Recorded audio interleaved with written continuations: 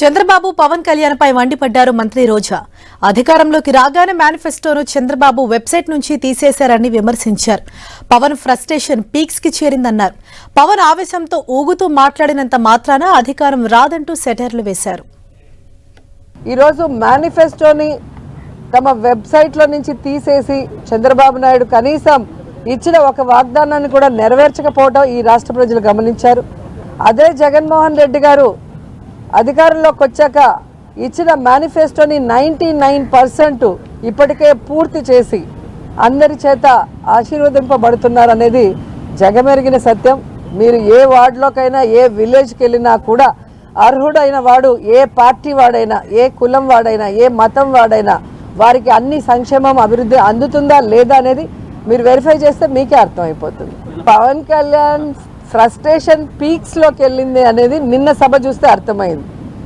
ఈరోజు పవన్ కళ్యాణ్ తెలుసుకోవాల్సింది ఆవేశంగా ఊగితేనో గట్టిగా అరిసి మాట్లాడితే ఓట్లు పడతాయంటే ఆర్ నారాయణమూర్తి గారు ఎప్పుడో ప్రధానమంత్రి అయి ఉండేవారు.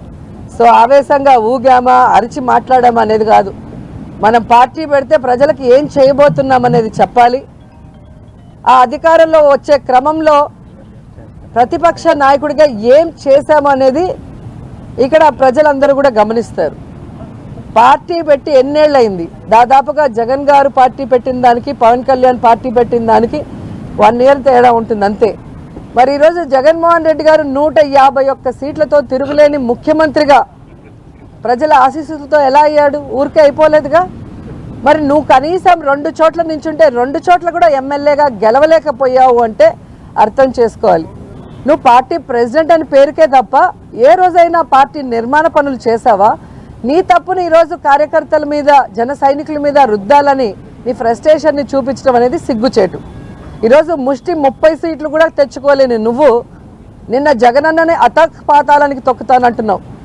నువ్వు చంద్రబాబు నాయుడు దగ్గర ఊడిగం చేస్తూ ఈరోజు అధపాతాలానికి వెళ్ళావు అనేది నిన్న మీటింగ్తో స్పష్టంగా అర్థమైపోయింది.